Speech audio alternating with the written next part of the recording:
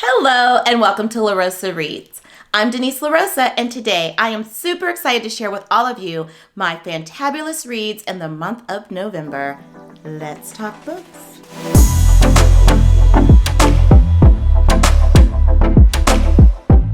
Alright, so November is nonfiction November in the book world, thanks to Olive from A Book Olive. This was my first year participating in nonfiction November, and I was super ambitious, y'all. If you watched my November TBR video, and if you have not, what are you doing? You need to hop over there and watch it after watching my wrap up. For those of you who noticed, my November TBR was nothing but nonfiction books. And that was really ambitious of me, given the fact that I am a little rusty on my nonfiction reading. I don't read nonfiction quite often nowadays. So I have to admit to you guys, I could not resist dabbling in some fiction reads along with my nonfiction reads for November. So you're going to see a little bit of a combination as I share what I read in the month of November. The first book that I read in November was The Lion in the Living Room: How House Cats Tamed Us and Took Over the World. I have so been looking forward to reading this book, this nonfiction work that was recommended to me by the queen of nonfiction, Olive. And this book was addressing the prompt element for our Nonfiction November prompts. If you participated, you will know that there were 4 prompts for this year for Nonfiction November, and those prompts were border, element, secret, and record. I absolutely adore cats. I'm in love with them. I'm obsessed with them. And this book takes a close scientific and historical look at the journey of this species, how it came to be, how it came to exist in our homes. And I have to admit, I have a love-hate relationship with this book. I was really surprised by the tone that this book took for the greater part of it, quite frankly, like more than half, because the author is a fellow cat lover. However, I was getting the vibes of, I don't know, there was just too much emphasis on all the things that are scary and unhealthy and unappealing about cats. And I thought to myself, if this book is about cats that is really geared towards cat lovers, why are we focusing so much on the negative? And are those negatives only negative? There are some benefits to those things that were lifted up that I thought was taking a negative twist on cats, and I was not a fan. I was walking around here getting really upset. However, there were 2 parts that I absolutely loved. One was about some cat lovers who have formed various nonprofits about supporting cats and keeping cats from being mistreated and protecting them in various ways, making sure they're spayed and neutered to have a response to the overpopulation of cats. And so I am actually going to look into some of those nonprofits because I'm like thinking to myself, I might want to get involved. I also enjoyed the very end. Perhaps it was the last chapter or the last couple of chapters that talked about cats in social media. I tend to not really watch very many cat videos, and I don't follow any cats on social media, but I was pleasantly surprised to discover that cats are all the rage on social media and have their own celebrity status. There is a cat called Little Bub that is making over $1 million a year, cruising around New York City in an Escalade, and was the keynote, the star of the Cat Video Festival in Brooklyn some time ago. And I was very amused. I also have to add, there were some wonderful prose here. I know it's nonfiction, but there were several phrases and sentences and descriptions that I thought were quite amusing. Here's an example. Feline fatness is also a potentially depressing twist on cats' ongoing environmental toll. Feline fatness? Why does that sound so cute? It's supposed to be sounding like a tragedy, but it sounds adorable to me. Those of you who remember the infamous obese cat Meow, I have to say, periodically I still look at pictures of Meow and think of Meow lovingly, and I must say rest in peace. Although your obesity ultimately took your life and was unhealthy for you, there was a part of me that just wanted to wrap myself up in your fur and just snuggle up with you. And so, feline fatness kind of is a characteristic that I love in cats, but it is a problem.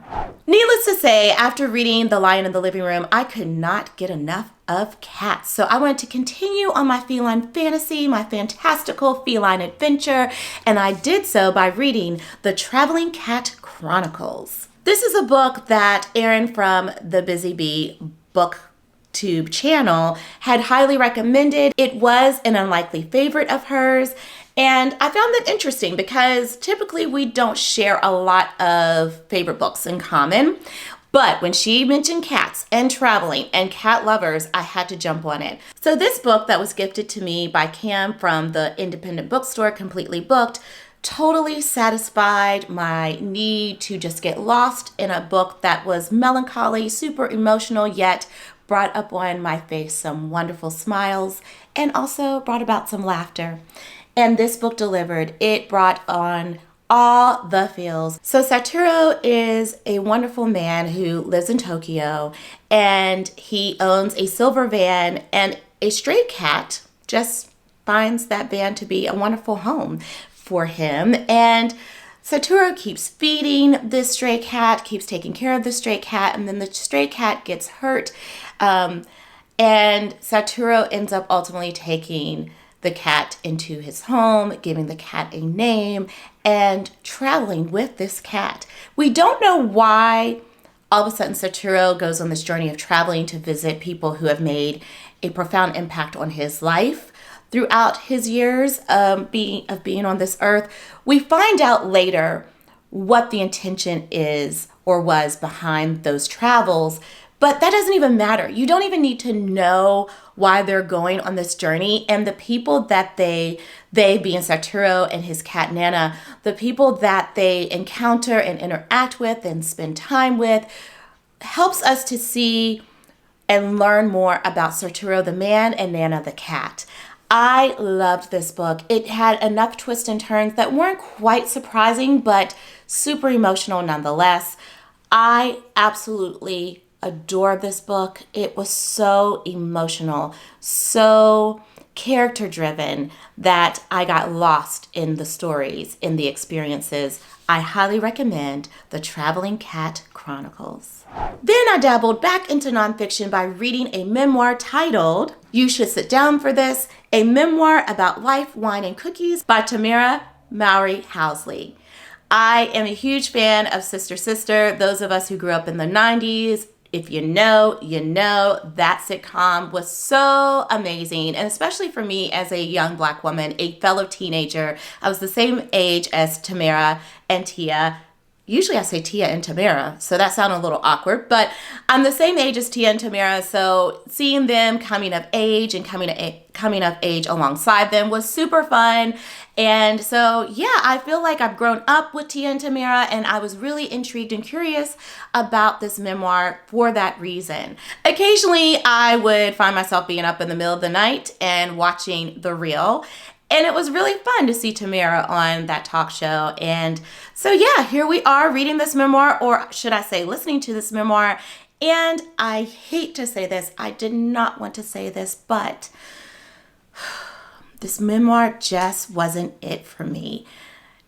If you are writing a memoir and you have to say, I broke up with my now husband for a period of time, but I'm not going to tell you why or what happened to cause that breakup, then you've lost me, girl. Like, it's a memoir. You're supposed to be spilling the tea, if not pouring some tea for us. And so I was like, girl, what you doing? Like, are we getting to know you, or are we just getting a surface level, picture perfect view of your life? And if that's it, then that ain't it for me. That's not why I read memoirs. And I'm not a gossipy person.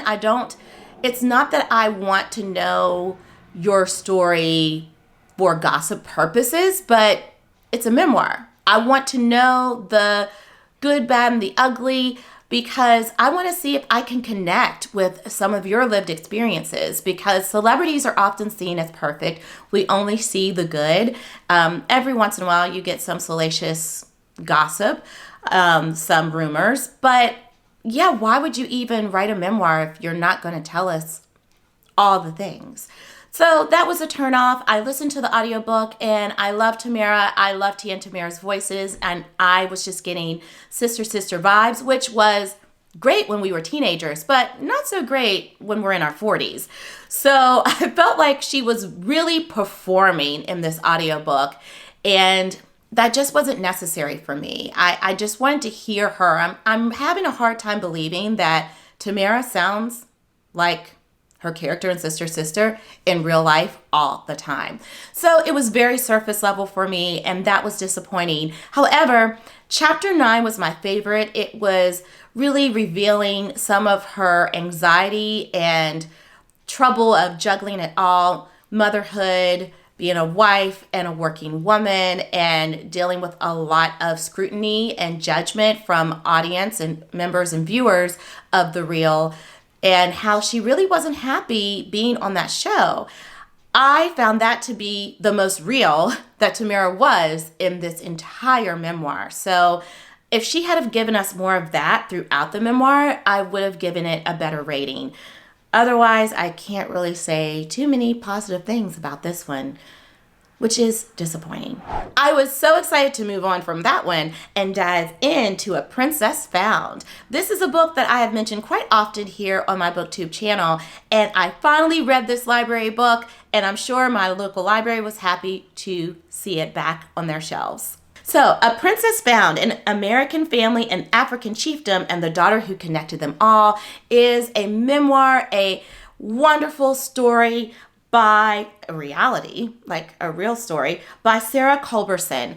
This is a woman who is an African-American woman that was born in and around Morgantown, West Virginia, which I am a fellow West Virginian, so I love that. She is of mixed race. Her mom is white. Her father is African from a country that she didn't know. So I'm saying African, talking about the broader continent, because that's important to know, that she just knew her father was from Africa, but didn't know exactly where he was from. Moving on with her life, at about the age of 1 year, her mother could no longer care for her and put her up for foster care and adoption. And she was adopted by this lovely family in Morgantown, West Virginia, a professor from WVU. And I forget what her adopted mother did as a profession, but this was a choice that was a blessing for her, because she was able to fulfill her birth mother's dream of her daughter having a life that unfortunately her birth mother was not able to give her. A full life, a healthy life, a life where all of her needs were met. And as she grew up, she oftentimes found herself questioning her identity, wondering who her birth parents were, and that took her on a journey to trying to discover who were her birth parents and what were their stories. She ended up on this journey in college and graduate school, and was really surprised to find out some really hard truths and fascinating truths about her birth mother and her birth father. Turns out that her birth father is of a royal lineage, and so she's a princess. And this just sounds like a Disney movie waiting to happen, and I was happy to discover that it is a Disney movie in the works. So I highly recommend that you read A Princess Found. It was written in 2009. However, I believe the Disney movie is forthcoming within the next 2 years, and I cannot say enough wonderful things about it. The writing was very simple, simplistic, and it's a little dated when it comes to how it speaks to identity, race, and ethnicity, given the language that we have for it now. How being colorblind isn't necessarily the way to go. We should see each other's differences while also embracing and celebrating them, and thinking of what brings us together. So it's a little dated in that sense, but it is still a good read. It was a wonderful nonfiction read that I used for record, that prompt, and I highly recommend that you read A Princess Found. That also covered the border prompt because we traveled overseas, so I kind of got a 2-for-1 with that one. And your girl just had to find some fiction to read after that, and I read By Her Own Design, a novel of Ann Lowe, fashion designer to the social register. Ann Lowe was an African-American fashion designer who got it honest, y'all. Her grandmother and her mother were incredible designers, fashion designers to the Social Register, and she learned alongside them. She watched them, they trained her. Ann Lowe suffered some tragic lived experiences, from marrying at the young age of 12 to an older man who was just downright evil, becoming a mother at a very young age just a couple of years later, losing both her grandmother and her mother at a young age and close together, and then being forced to face some hard truths, to ask herself some questions, some hard questions like, what do I want to do with my life? How can I honor my mother and my grandmother and all that they have taught me, all that they hoped for me? And so she went on to find a wonderful benefactor, a white lady who took her under her wing. And from there, her career as a fashion designer to the Social Register took off. What we, as the public, now know about her, what we know the most about her, is that she is responsible for designing the incredible, impeccable, gorgeous wedding dress of Jacqueline Kennedy. So we see Jacqueline Kennedy's wedding gown as she's marrying future President John F. Kennedy. And people had no idea that this dress was designed by a Black woman. And that was she was a hidden figure. That was a hidden fact for many years. This book helped me to appreciate Ann Lowe and the many Ann Lowes of the world, my ancestors, those who came before me that really had to struggle and be unknown, yet giving us future Black women and men opportunities to really make a mark on the world and be known for that. And I absolutely loved every page. It was thoroughly entertaining, well written, a wonderful combination of historical truths with fiction. This author is an author that I am going to continue to enjoy her works because I thought it was so well written. Piper Hughley, who also has some Pittsburgh roots, I am coming to read more of your books. This book, by her own design, is a winner. I finally read This Is What It Sounds Like, What the Music You Love Says About You by Susan Rogers. It's also co-written by a wonderful neurologist. Good for him. I just have to say, Susan's voice was the voice that I enjoyed in this book. I learned so much about the music that I enjoy. I have often bragged about how I have such an eclectic love and mix of genres that I enjoy. I just didn't see where any of the music that I enjoyed had anything in common, but this book helped me to see that the many dimensions that make music have some very strong characteristics, and I was able to identify how a wide range of these songs that I so often enjoy, these records, have quite a bit in common that I otherwise would have not known. I agree with Olive from a book Olive that this subtitle, What the Music You Love Says About You, is misleading. This book is telling you more about what the music you love has in common, or what the characteristics are in the music that you love. So I did not learn more about myself. I learned more about the music that has shaped my life, the music that is the soundtrack of my life. So I'm going to share with all of you what my listener profile is, and I'm excited to learn what your listener profile is. If you read this book, let me know. Also, Olive from a book Olive has a Spotify playlist of all the songs, all of the records that are mentioned in this book. I will try to link that for you so that you can get a hold of that. It is so important that you listen to those songs as you enjoy This Is What It Sounds Like. How does it feel? How does it feel? How does it feel when you're alone and you're cold inside? Like a Muppet in Moscow. Those of you who are Michael Jackson fans will know the song Stranger in Moscow. And I couldn't stop singing it as I read Muppets in Moscow, the unexpected, crazy, true story of making Sesame Street in Russia. Oh my lordy, y'all, I am obsessed with Sesame Street. I grew up with Sesame Street, sitting on my grandmother's lap, watching and singing along, learning my letters and my numbers and all the things that were just a part of my educational experience early on. And so, yeah, like I am not well versed in Russian history, Russian current events, but I was really curious about what was happening with Sesame Street in Russia. And our author, who was the producer of Ulitsa Sezam, I hope I'm saying that right, Sesame Street in Russia, is Natasha Lance Roganoff and the author of this book. This book takes you on one wild ride to explain the wild, crazy, impossible task of bringing Sesame Street to Russia, the political, logistical experiences that needed to happen, that needed to be ironed out to make this happen was just unbelievable.